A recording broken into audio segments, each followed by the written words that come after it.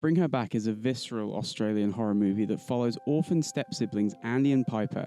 After the death of their father, they're placed in care of Laura, a seemingly kind foster mother with a very tragic past. As the siblings settle in, Andy grows suspicious of Laura's erratic behaviour and her disturbing obsession with Piper. The tension escalates very quickly when Laura's dark secrets surface and cult-like rituals begin to surface, revealing a horrifying plan to resurrect her daughter at any cost. This is Bring Her Back. Listen. Some people believe the spirit stays in the body for months after death.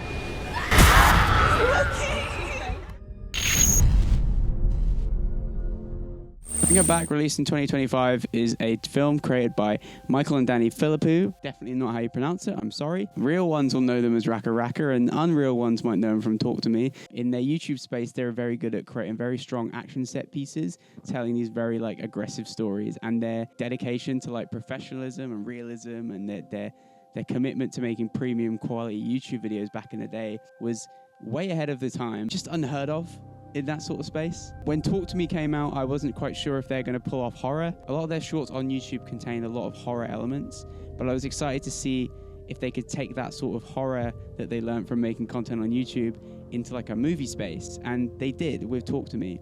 Talk to Me was great. Talk to Me was a really great debut horror movie for these guys. It left a lot of people wondering, hey, what are they going to do next? And they have done it. It wasn't a sequel to Talk to Me. I thought it was at first. I thought the Bring Her Back and the Talk to Me were kind of, you know what I mean? Bring Her Back, Talk to Me.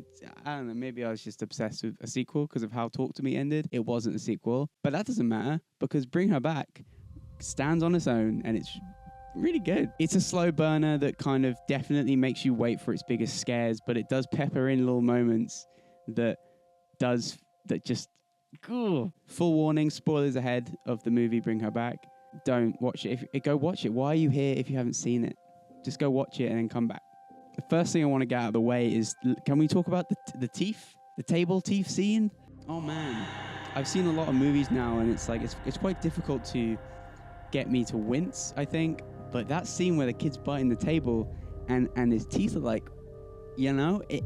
it's just, it's, whoa. Really well done. And I think that's one of the biggest takeaways I took from this movie when I was leaving the theater was oh my God, this child actor deserves the biggest raise. I really hope he was one of the most top billed actors on the cast because that kid was so convincing, and the way he sold a lot of the gross stuff with the knife in his mouth, the teeth biting thing, he just sold it, and it was if I was his age. No. The film covers a lot of themes that I think aren't new to anyone. Definitely not new to movies because, let's be honest, we've all seen the similar themes in other projects. The main two themes that I took away of it was the idea of grief and learning to deal with your grief and accepting the loss that has occurred.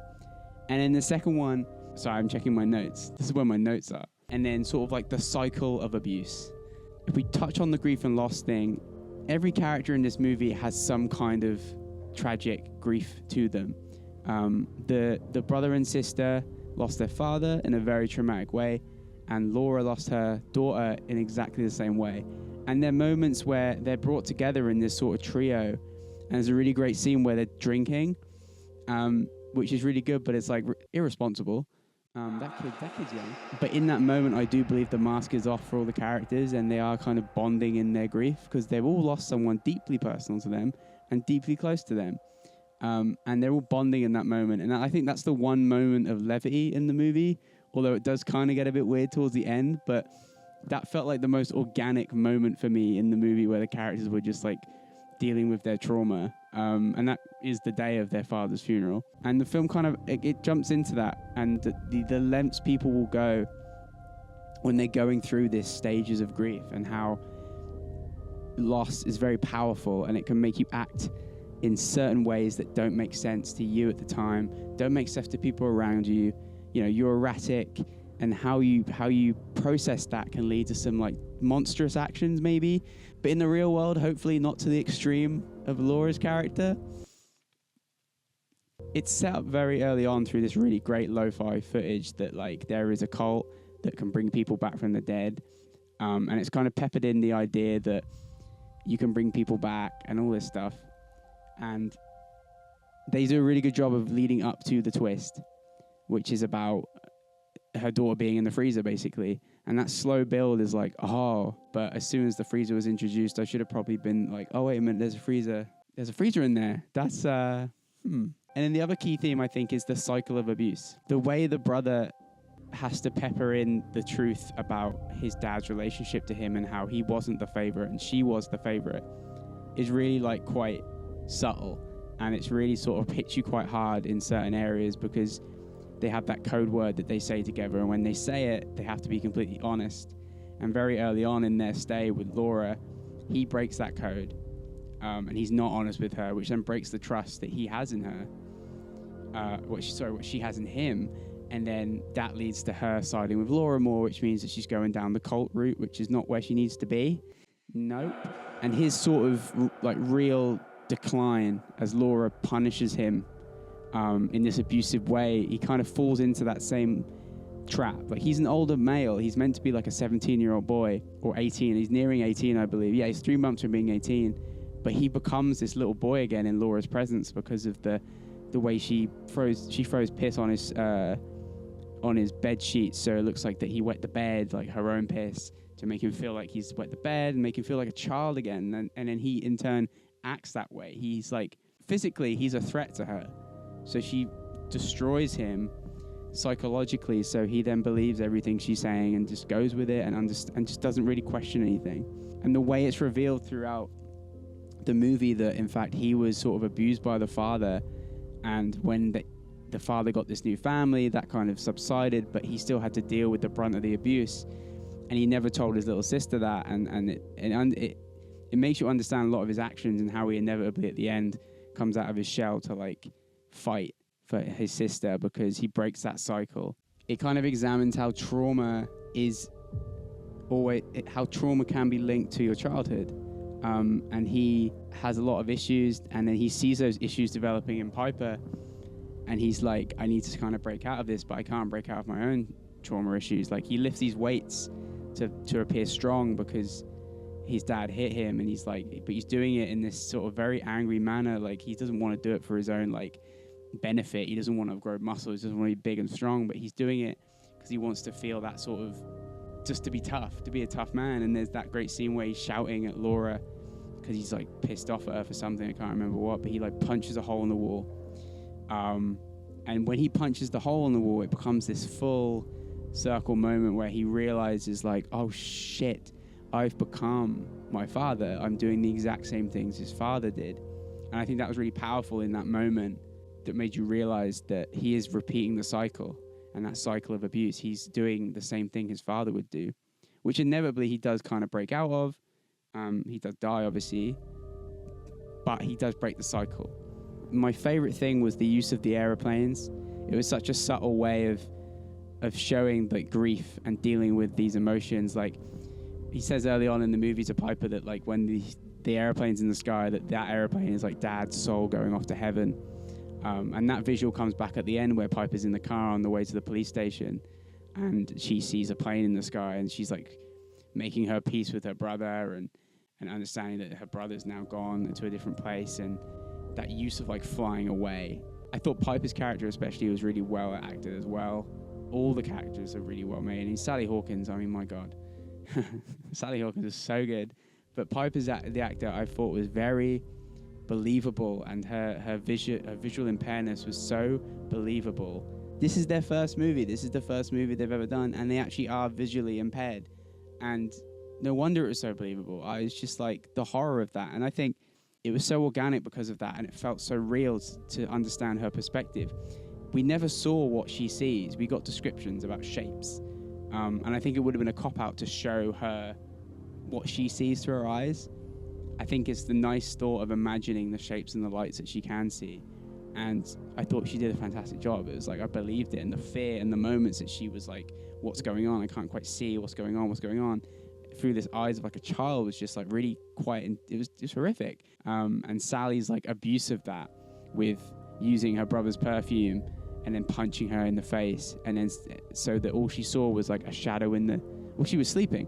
She was sleeping, and then she gets punched in the face, and all she can smell is her brother's cologne, so she assumes it's him. And that comes shortly after the trust is gone between the two. The trust is no longer there because of he obviously used their code word and he didn't tell the truth, and she then has this less faith in him. I could gush about the cast for hours. I could talk about this movie for hours. I had a really great time with it. I thought it was a really great theatre experience as well. The scares were minimal, and it didn't fall into a lot of the trappings of some horror movies. You know how sometimes you'll see like something move in the background, or you'll see like, you know, someone through the mirror quickly. It's like the jump scares and the scares were very minimal, but they were purposeful. And when they hit right, and they hit the right moments. And I thought that was really great. I would say Bring Her Back is a psychological horror, but the horror doesn't come from the visuals. I think there is some horrific visuals, don't get me wrong. There's a few gross out moments, but the horror of it is the extent that people will go when they haven't processed their grief properly. We cling to what happened in the past, and that we think that fuels us going forward, and our trauma and our experiences become our future. But what we do with that is very important. Do we own it? Do we push forward and try and conquer it? Or do we fall into like some negative personality traits, some negative thought patterns, some negative behaviors? Do we kidnap a child and force them to eat the body of another person? Some people, you know, everyone processes their grief differently. It shows a very dark side to love. Sally Hawkins' character loves her daughter with all her heart and would never want to do bad things to her, but she made a mistake. The daughter got killed, and her love manifests into very hateful actions and horrific actions, and with the cost of another child's life nearly, and to two other people, and the state, like, she just like gets blinded by that love, and that love becomes a very toxic love, because she hasn't processed it and she refused to let go of what happened. And I think that's really special, and that's a really interesting way to sympathize a character that, for all intents and purposes, is the only villain. It's like not the demons kind of the villain, but she is the villain, but you find yourself not rooting for her. You find yourself feeling for her in such a weird way, because you're like, yeah, she's been through hell, and now she's gone to hell, and she's come back with a demon, and she's just making the best of it, but she's realized that she's done a lot of damage in the process. It's just about like the people that we love and refusing to let them go and going to extreme lengths, aka a voodoo ritual, and keeping your daughter in a freezer to kind of to deal with that. I guess one plot hole is like, how did the daughter drown? Everyone knows that the daughter drowned, but no one ever asked where the body was. I guess it was kind of a weird plot hole. Like how there was no coroner, I guess. It's a minor detail. It's irrelevant. Yeah, that was Bring Her Back. Really great one. It took a while to come to the UK. I know that all the US people have seen it, but I'm glad it came here because it was really good and I enjoyed it. Did you like it? Have you seen it? Are you going to go see it? I really hope not, because I just told you everything about it. But maybe you'll go see it now and kind of watch it through that lens. Thank you for taking the time to watch. If you enjoyed this one, leave a like, There's a police car that just came past. If you enjoyed this one, be sure to maybe drop a like, subscribe for more. Join the Horror Beans Movie Club. We watch movies and talk about it. Do you have any film recommendations? I'd love to hear it. Thank you for watching, and I'll see you in the next one. Bring her back. Where's she gone? Bring her back. Where's she gone? Where's she at? Bring her back. I don't know if she was even here. Testing. Bring her back. Bring her back. Bring her back. Back from where? I thought, bring her back. I didn't even know she was here.